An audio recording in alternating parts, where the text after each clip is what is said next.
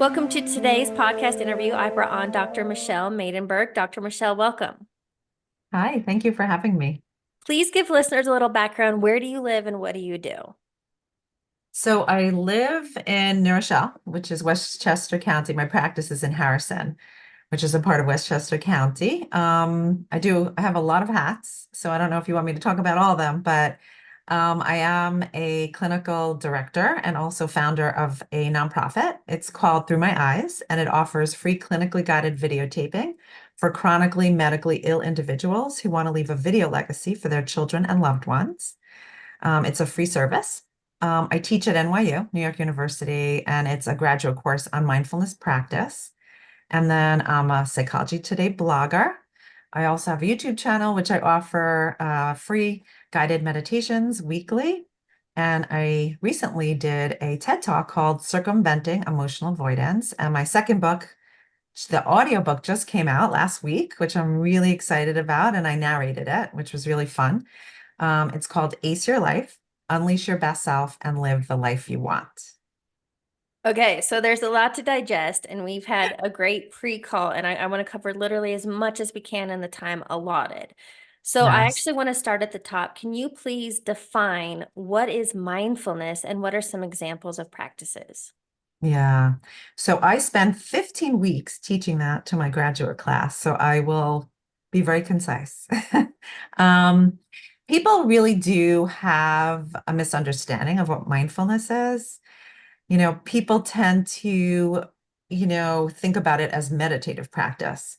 So meditative practice is a type of mindfulness, but there are thousands and thousands of different practices within mindfulness practice. And basically what we're talking about is really taking a pause between the thinking and doing, if I had to really say it in a nutshell. Yeah. And we're doing it with intention and non-judgment. Those are the really critical words. So we're being present, we're being in the present moment. Our mind tends to go towards the past, which is right, which leads to regret. And then it goes to the future, which leads to worry. And we tend to really gravitate between the past and future, but we're really hardly ever in the present moment. Mhm. So the only thing we know is what's happening in the here and now. We don't know what's going to happen in 5 minutes from now. We don't know what's going to happen in 2 hours from now. So when you're here in the present moment, we know we're safe. We know that we're living according to our values. We know that we're grounded. And we really, to be attuned to ourselves and others, we have to really be in the present moment. And I just want to share my personal experience. I remember years ago, well, the first time I Yes. did yoga, I thought it was awful, but I was so wired to live in stress and go, go, go. So to be Mhm. to yoga and move through, and now I crave it. But also same thing with meditation, to sit still and my mom taught me to think of thoughts as clouds and let them pass by. So to not stress and like just, but for Mhm. somebody who is living, which most people are in high stress, go, go, go, and we're inviting them to do mindfulness practices, what are the benefits? So the wonderful thing about mindfulness is there's so much research now to back it up. And I'm talking about with MRIs, we see structural changes in the brain, Yeah. which is absolutely fascinating if you think about it. So we're seeing actual, our gray matter in our brain gets depleted over time as we age. And that leads sometimes to lack of focusing, difficulty with memory, and so forth and so on. This actually, our practice, and we see with research that it actually regenerates the gray matter in our brain. There is structural change that happens. I do this exercise with my students, which, again, I like to use imagery. I like to use metaphors because it really allows us to use the different part of our brain. So it kind of really retains in our memory. I have them take a piece of paper and I have them fold it up and fold it up and fold it up till, they make a little tiny little box. And then I have them unfold it and then I have them fold it again. And I ask them, which way is it easier to fold?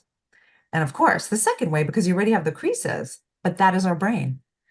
Our brain is wired to repeat patterns of behavior because, right, it goes into kind of again, the neurology behind that, right, is So we have to really, in order to create these new patterns of behavior, ways of thinking, structures, it takes actually a lot of practice. It doesn't happen just because we want it to happen haphazardly.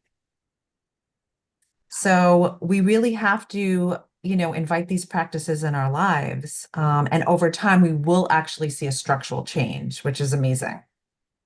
Well, I think even I go to the gym every day. It's just I do it because it feels good. I enjoy it. I like the health benefits. But even the idea of that is I think of it as building my mindset muscle. And Yes. I know what happens when I don't do my mindfulness practice, how my days go and my self-talk and the chaos.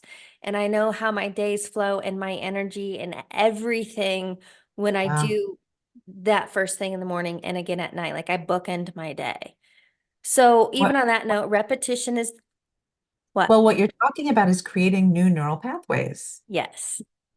That's what So it is. yeah, what I was going to say is that, the saying is repetition. I think Tony Robbins says this, but repetition is the mother of skill. So I think Mhm. doing anything new at first is, quote, Yeah. hard or difficult, but the benefits, the payoff. Yes. What is Absolutely. one thing if somebody's Yeah. new to this or like, all right, I'm willing, and then they say habits take 21 days. I've seen as much as like 267 days. The point is it takes time. Yes. So what is one thing they could do to get started today? So that is my whole entire empowerment chapters, but I will again tell it down. Really is to take it very, very incrementally. Mm, What we tend to do, right? Like New Year's resolution, all these like things, we jump in head first, right? And that's what like going to the gym. What do people do? Oh, I have this New Year's resolution. I'm going to go to the gym. Well, guess what? The gyms bank on people signing up and never showing up. And actually, that's exactly what happens mm, because people come and then all of a sudden either they'll get injured because they're jumping into it too quickly, right? Or they'll burn out or they'll get sore and that will kind of deter them. No, you got to take it really slow and incrementally. If you yeah. want to build behaviors and you want to change neural pathways, it comes with persistence and regular, consistent practice. Both of those things. Okay, so let's go there next. I want to talk about, and what I just wrote down is I think people have great intentions. I Oh, want to yeah. get healthier. I want to save more money. I want to have an amazing, loving relationship. But when things get hard or we don't feel like it, let's talk about self-sabotaging behaviors like procrastination and distraction, whatever else we do. Why do we do that? Why do we create resistance? Yeah, I just got called the other day. A producer is actually making like a documentary on transformation, whether transformation is actually possible. Hmm, Is that interesting? cool. Yeah, so he asked me to be part of it, which I'm so excited because he's getting different professionals who are going to speak to whether you can or can't transform.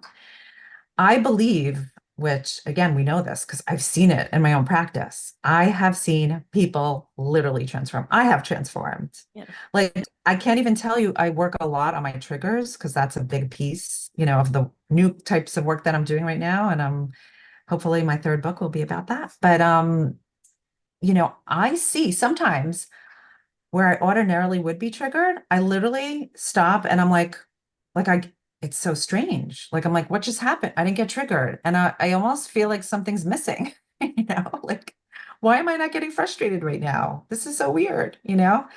So we always have to work like on changing, kind of behavior and working towards not against ourselves. And we sabotage ourselves so many ways. And it's not just not doing, it's also things we say to ourselves, the barriers we put in our way, avoiding our feelings. I think I listed in the book like 30 ways, literally, that we self-sabotage. I'm not even kidding. Yeah. And keep in mind, we all have a history, not to mention social culturally, how there are barriers. I mean, the messages out there are absolutely indicative of, again, the self-sabotaging behavior. We're constantly in this Western society. It's like, go, go, go, productivity, productivity. But they don't mention like you need to rest, recalibrate, reset. and reinvent yourself. No, there's no word about that. And now I think there is a lot, to be said about, bringing more Eastern practices, to Western culture in terms of mindfulness, meditative practice. However, like you said, people are not saying what to do. They're saying do it, but not how to do it. So people get scared. And what you said before about meditative practice, I do want to, kind of say something about that. We're also under the impression that we have to control our thoughts and feelings, or we have to, in some ways, I hear people saying, "Oh, when I'm meditating, I have to go back to my breath, or I have to think about nothing." And people are very resistant to that. And they're like, "I have a very worried, anxious mind that's constantly rapid firing. How am I supposed to sit there and not think of anything? So I'm not going to do it. What's the point?" And they just don't even bother. No. And by the way, there's thousands of different types of meditative practices. I do transcendental meditation, and what I love about it, because I do have a very, very rapid fire mind, my mind is buzzing. I'm constantly thinking about creative ideas and like work and, my kids, thousand things. But just being able to sit and think about whatever, because that's what, right? If I catch it, I go back to my mantra or sound. Otherwise, my mind could think whatever it wants to think. I don't control it. I don't lead it anywhere. I just observe it and I notice it and I study it and I'm curious about it and I'm inquisitive about it. That's it, No. you know? And some people prefer guided meditation. Some people prefer, nature sounds or instrumentals. There's so many different ways of practicing. There's no way, and there isn't the perfect way or the exact way for each person. We're all individuals. Yeah. Well, on that note, something that came to mind, I, depending on the day and my mood and energy and all the things, I do love some guided meditations. I've also found a quote meditative practice running.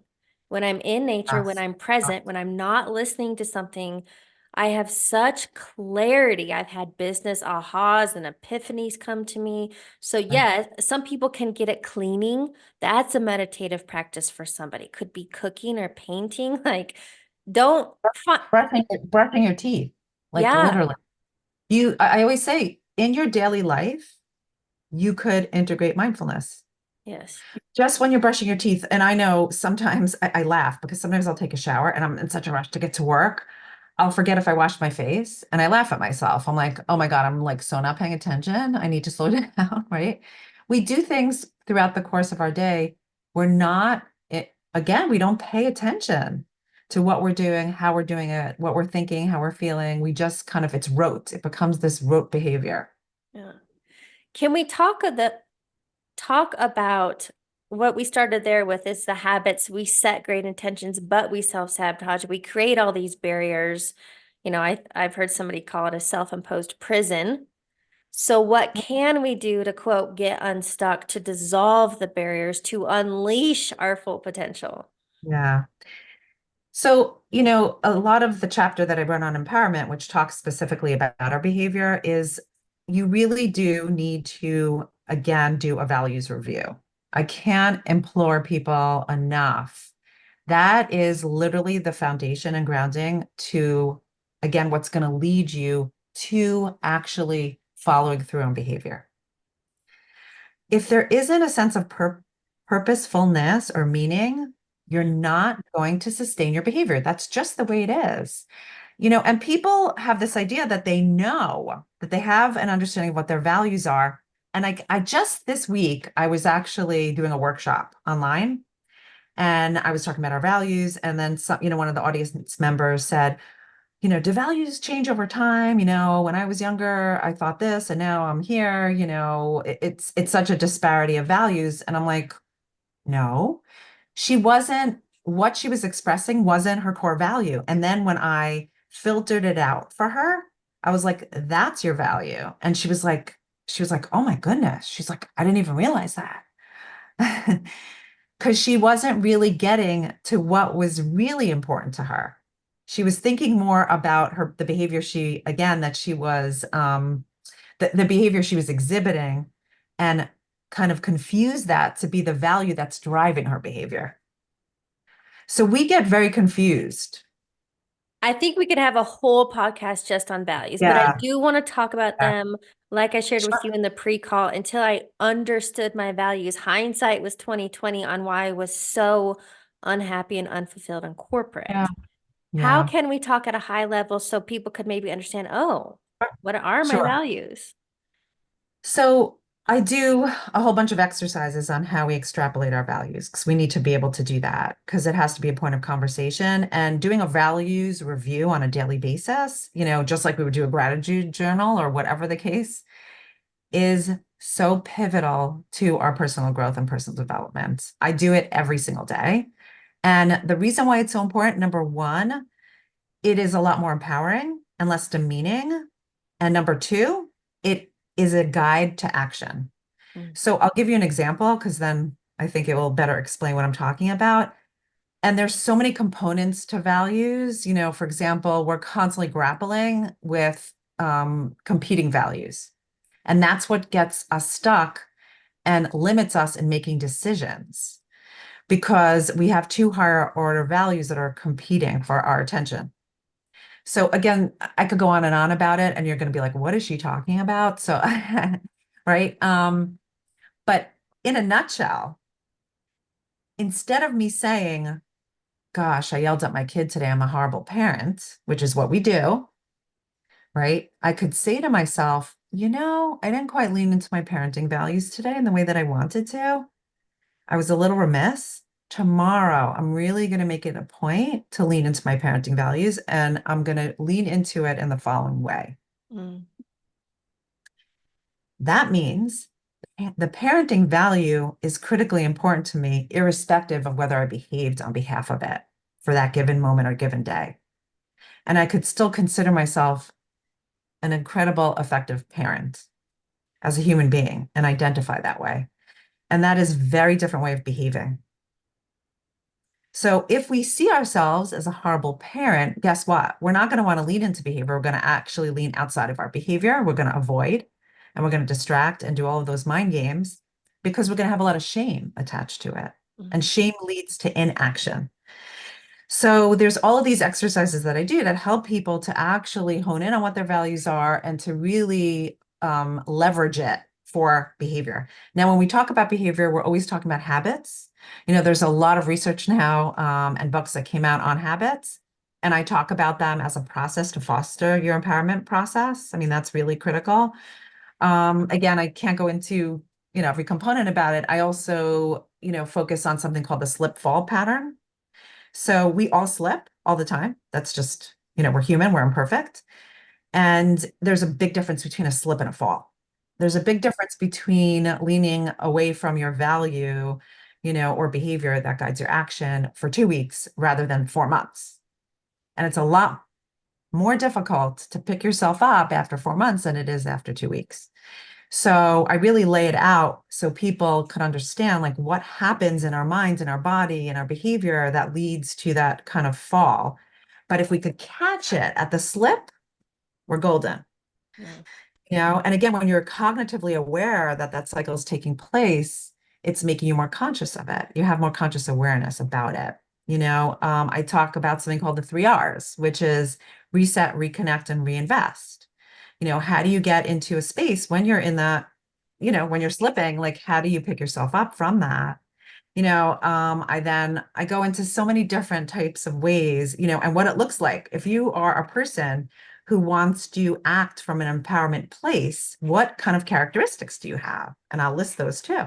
So there's so many components to it. I'll give you an Yeah. example of what those traits are, because I call it traits. But it's somebody who's perpetually in the present moment, which we have to practice mindfulness if that's the case, right? It's somebody who is invested in their discomfort because discomfort is part of challenging yourself and part of making the change. Like we said, the changes in the neural pathways require leaning into discomfort. There has to actually be an investment in that. If you think about it, an athlete, do they say, oh, I practiced enough. I'm good. I'm an athlete. I'm a professional. I don't need to do this anymore. Oh my goodness. They practice hours upon hours upon hours. Yeah. So you can't just say, I got this. That doesn't work that way. And anything that you want to do well in life, you have to put time and effort and energy into. That's just the way it is. Um, again, don't get caught up in the comparison trap. That is another thing that our brain naturally does, again, to hold us accountable and to keep us safe. Again, safe, right? But it's always about where am I at? How do I want to be? Not, in regards to so and so or right. And who do we compare ourselves to? Do we compare ourselves to somebody who has, right, mediocre behavior? No, we compare ourselves to a person who's like way up there and sometimes out of our reach just because of our own skill set or whatever the case is. We have to also be realistic as well. So again, I list like tons of different character traits, and when I present this sometimes to my patients, they're like, where did you get that from? Like, I'm like, it's in my book, like, and people do, they laminate it and they put it on their fridge, or they put it in their pocketbook because they like to look at it and remind themselves sometimes. The one other thing I want to say about values, which is so critical to the empowerment process, is just because you didn't act on your value doesn't necessarily exit out. Because I didn't act in realm of my parenting values, like I said, doesn't mean my parenting is not important to me. It doesn't mean that I'm not like an incredible, effective, you know, like loving parent. It means that I was a little off today, and that's okay because I'm human, Yeah. right? And that's where the self-compassion comes in too. Yeah. Like I had a rough day, I wasn't on my game. Like, whoops, And I'm not saying to dismiss it. I'm not saying to dismiss it, and to people are scared that they're going to live a life of mediocrity if they truly accept themselves. That's one thing that kind of comes up. The opposite. It's the opposite. People thrive when they feel confident, not when they feel belittled and berated. That's not when people thrive. Question for you on this idea of values that came to mind. I'm curious your perspective, but I'm just thinking in my own personal life as an example. I know, so I come from an old school family. My mom stayed at home. My dad worked for a company until he retired with a pension. Very Hmm. old school.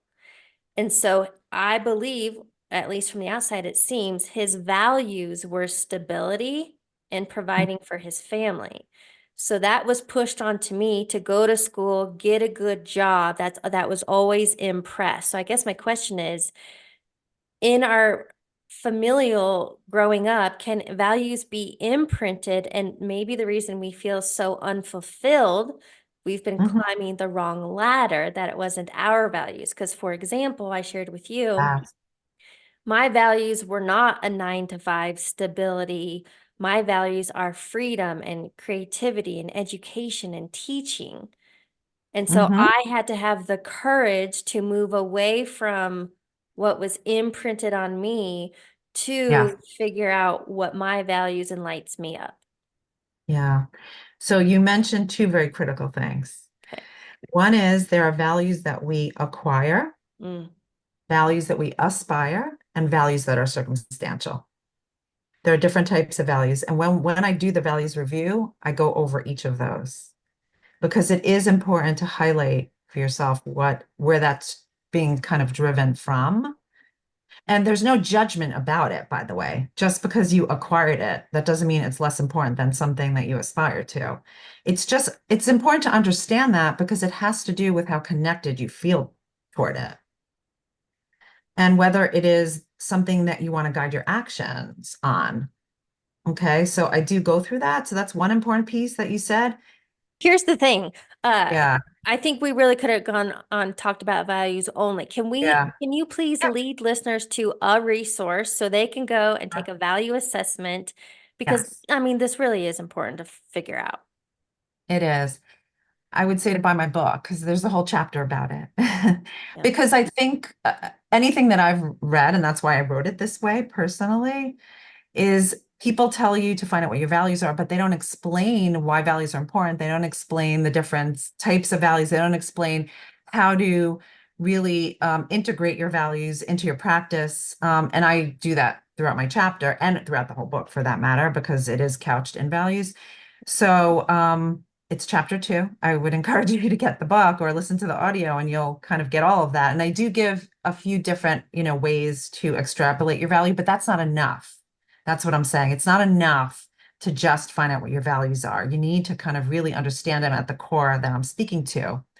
I'll give you an example. Last week when I did this workshop, this person said, she basically said to me, oh, when I was younger, oh, I was overworking and overfunctioning. And, she kind of listed, so she saw this overworking as a value.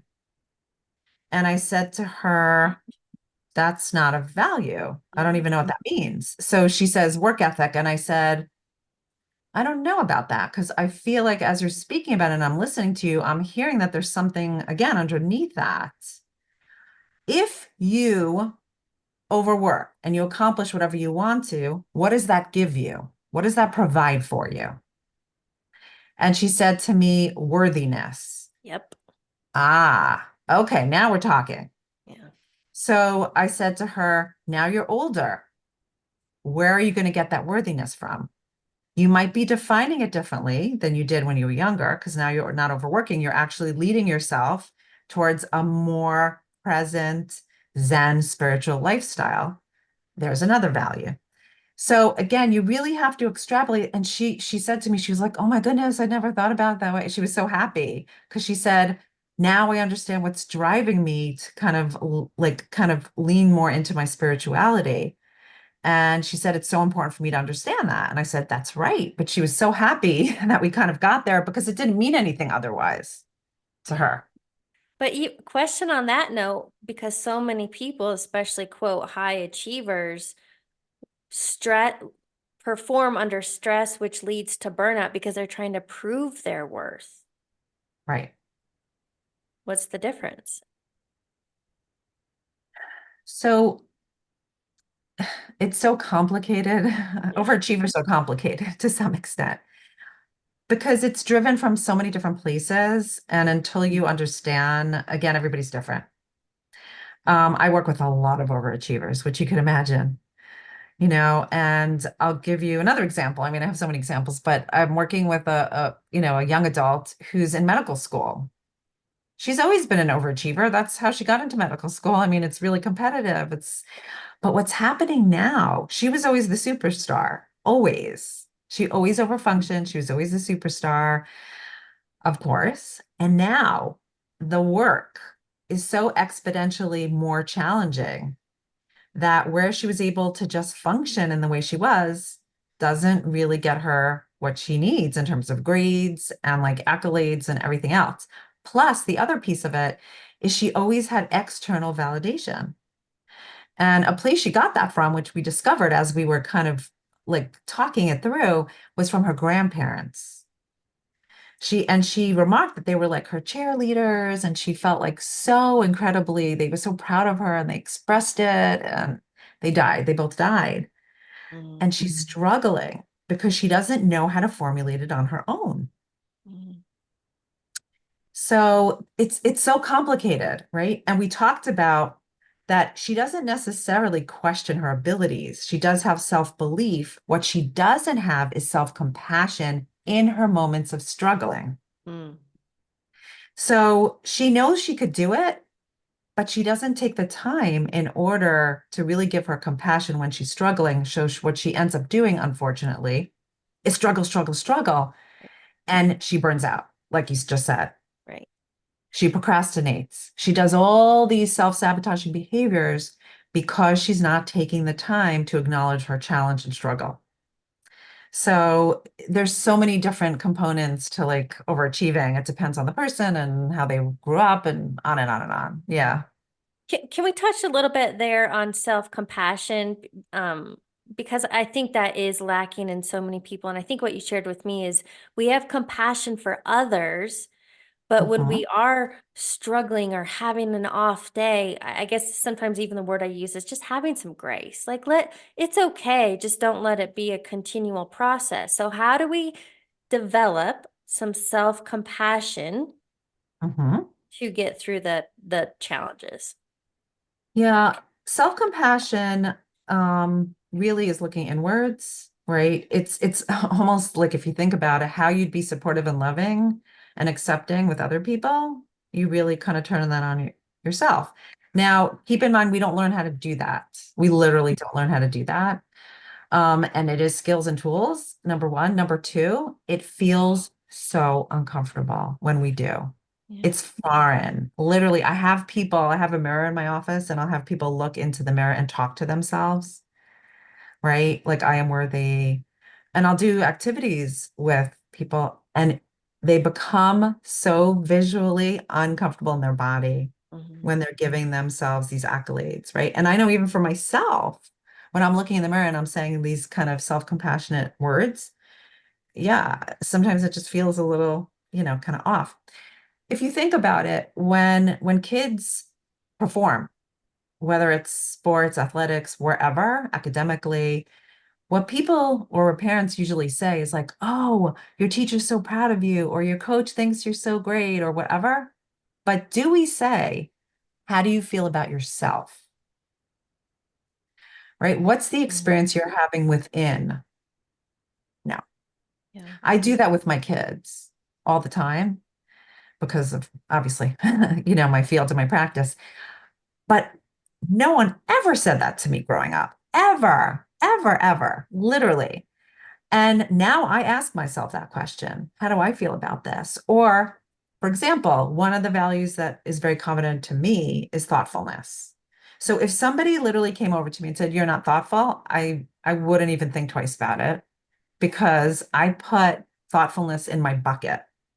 I do it every single day and I try my best to do it every moment of the day. And I don't care if that's opening the door for somebody or saying God bless you when they sneeze or whatever, answering a phone call when a friend is in need, whatever it is, I acknowledge those moments and I say, right now, I'm leaning into my thoughtfulness. Mm. And it really requires that kind of practice, you Yeah. know? So much of this is self-awareness, right? Oh, yeah. Oh, yeah. Yeah. But the self-compassionate part, in addition to that, is really expressive language and also taking the time to do some exercises really to integrate those skills. So, for example, one of the things, let's say mantras or affirmations that I say that really kind of help me is I'm okay. Because sometimes when I'm feeling like, let's say, uh, when I'm not feeling my best, it feels a little frenetic for me, right? And I know when I say to myself, I am okay, I think of myself as the sky, right? Mm. I could have rain and sleet and snow and hail and all different things coming out of the sky, but we don't question whether the sky's okay. Never. We're the sky. We're okay. So when I say those words, it reminds me of us being the sky. It's kind of right, that connection. And I'll do things, self-compassionate motions, like I'll do the butterfly, which is, tapping, which kind of mimics a type of treatment that I do, which is bilateral stimulation. It could be a hug, right? It could be a fist bump, it could be putting your hands on your face in a loving way. And even when you touch yourself, you still feel that. And again, feeling it intentionally is taking the time to actually feel it. So like I'll sometimes close my eyes because it helps me to really hone in on the feeling, the somatic feeling in my body. So there's hundreds of exercises that speak to us being self-compassionate. Yeah. Here's what I want to ask you. What are some of your daily rituals? So like I said, the most important one is really the values review. I really feel like that has been transformative for me. Daily rituals, and again, this is very routine. I'm a very routine person. You know, I routinely exercise because, again, that thrusts me into my day of health and wellness and mindset and personal kind of development. And that's really important to me because that really is a portal to my confidence. I feel good in my body. I feel proud that I could be interactive with my kids. I mean, my kids are older, but still, I could go skiing and I could run and I could just do everything I want through my activity. I like the way I feel in my clothing and my body, how I present myself to the world. So all of that is really confidence building, and that's sets me up for the day. I really pay attention to what I eat and put into my body because I find my body is sacred, Mm. and that is really important to me as well. And people always say to me, by the way, how are you so disciplined? And I'm like, no, you see my veins? I don't have any other type of veins than you have. There's no motivation vein. It's the action that leads to motivation, not the motivation leads to action. Yeah. All right. Because it makes me feel good and the dopamine rush and the endorphins, I want more of it. Like I want to feel this way. I want to keep feeling this way. So I keep doing, doing, doing. And then I go into my office, my practice, which is I love the work I do. I am so passionate about it. I hope you could sense that.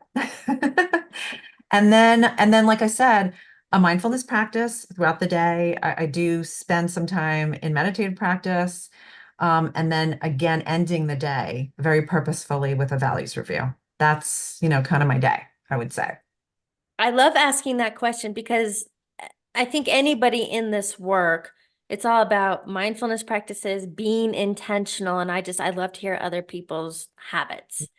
Yeah. Here's what I want to ask you for time's sake. That went so fast. We talked about a lot of different things today. What do you believe is a key takeaway you want listeners to get? I I have to say this is coming up more for me as I age and just, relative to like the world we live in today. And just this week, I mean, I see a lot of pain and suffering. And I see it because people get in their own way. And I see it haphazardly because we are not in control and there's a lot of uncertainty and lack of control in our lives just because very nature that we're human beings. Stuff happens that we have no control over. And, you know, we don't have time. That's really the message. There is no time. Anything could happen at any moment. And I see that way too often. I mean, there were two horrible atrocities that happened tragically this week, in again, my community and whatever with, individuals, young people, like you see these horrible things that we really have to live each life meaningfully, each day of our life meaningfully. Yeah. There is not a moment to waste. And I always say, if I died tomorrow, and I know this is a little bit of a cliche, but I want to die being proud, personally proud and confident, and with a smile on my face. I wrote this in my book. We come into this world crying. We need to leave the world smiling. Mm, I love that. I have my house is full of quotes and different things to inspire and keep me in Yeah. touch. But one of them from my mom is make each day a day worth reliving. So I love that one. Here's And what I just wanted. Oh, go the ahead. one that I have, it's so funny. Somebody sent this to me, but it's um y- that you don't need more than one life to live if you're living it in a valued way, Yeah. basically, right? One is enough. One life is enough if you're really living it meaningfully. Yes. All right. To wrap up the interview, I have a few rapid fire questions for you.